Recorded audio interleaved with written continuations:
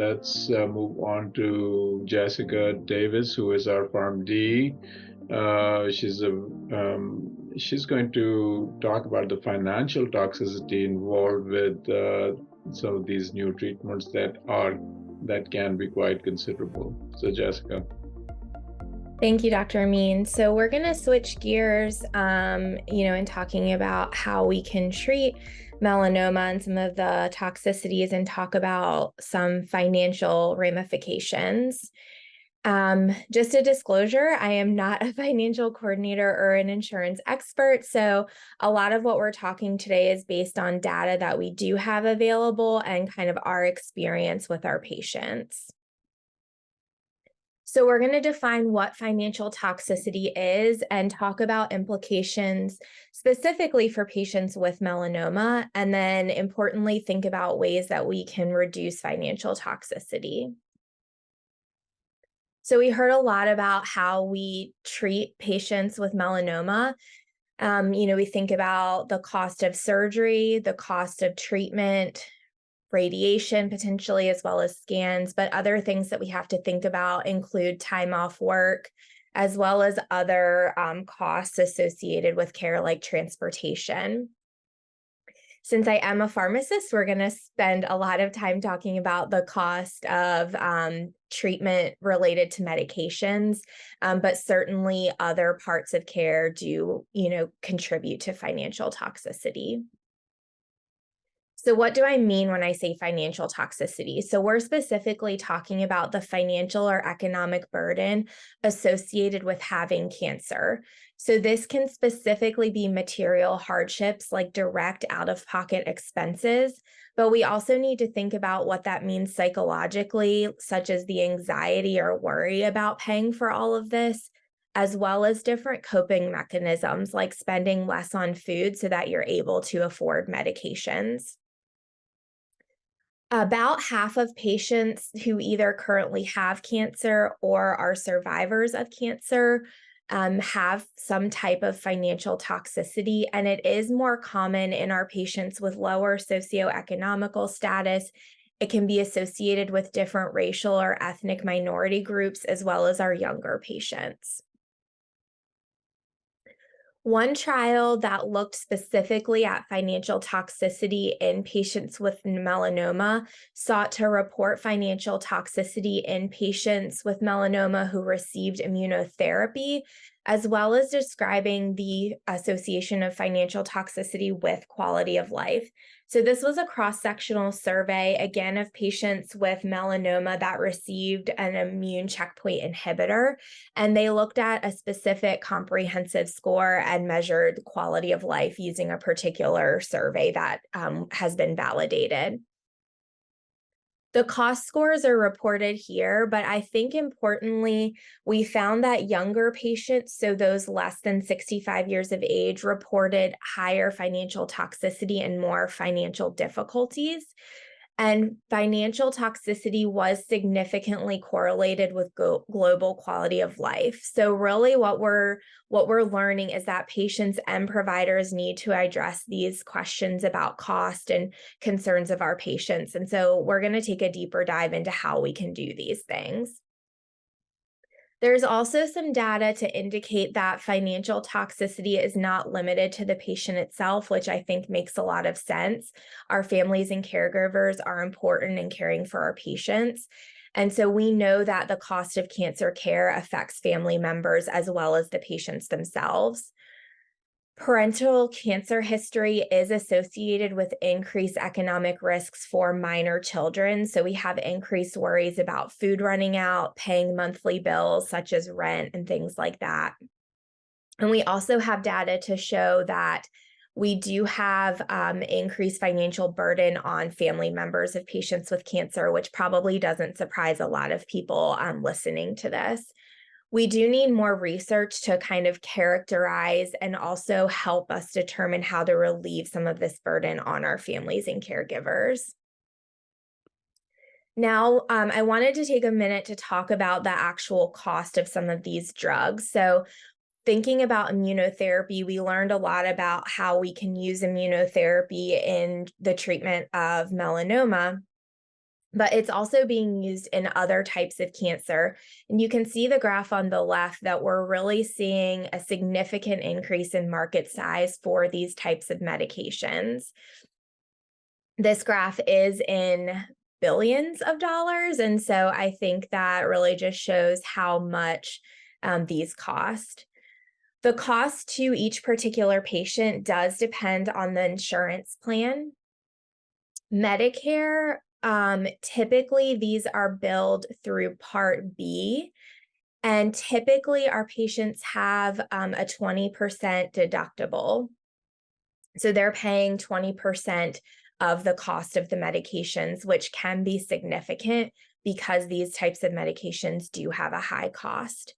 Often supplemental insurance will help cover that 20%.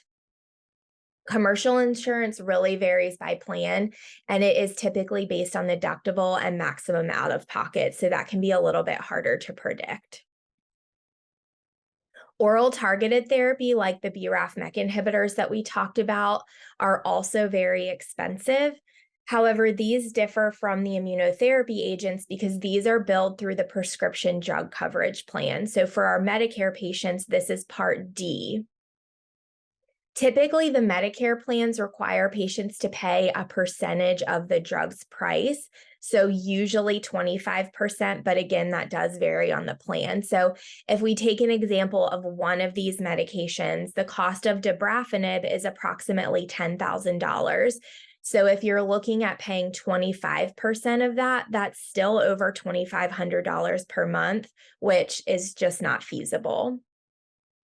Other types of insurance plans may have a set copay, so it may be a little bit more affordable, but again, it does depend on the specific plan. So how do we help our patients cover some of these costs? We need to think about the healthcare system in general, the responsibility to providers, but also the responsibility of our patients. And so we're going to take a deeper dive into what we can do at each of these levels throughout the healthcare system. One thing that we've tried to do is screen patients for financial burden and kind of what their financial difficulties might be. We try to do this routinely, but we don't know exactly what time points we should routinely screen or what specific questions to ask to help better understand what our patients are experiencing. We also try to assess for health insurance, but sometimes it can be hard to determine if our patients have insurance, but it doesn't cover the cost, so they're considered underinsured. It's sometimes hard to determine that. And then how does screening translate into actions to actually address these financial needs? Sometimes there's a gap in this. We can use financial navigation to help guide our patients through various aspects of care. This can be through a social worker, a nurse navigator, pharmacy or medication assistants, things like that. And these people can really assess financial needs and hopefully guide patients to appropriate resources. One example that I wanted to look at was in a leukemia clinic, but they instigated screening for patients who are being treated in their clinic. And patients who had a negative screen, meaning they weren't necessarily having financial burden or financial toxicity at that time, were put into a standard of care arm. But patients who had a positive screen were put into the intervention arm, where they were automatically connected with a financial counselor, a social worker, and a pharmacist. The social worker helped with costs such as grants, transportation, and household costs, and the pharmacist helped with medication cost-saving strategies. And overall, you can see the costs that these interventions were able to help with. So social work was able to provide a median of $850 per patient, whereas the pharmacists or pharmacy technicians were able to help with almost $200,000 savings per patient associated with medication costs.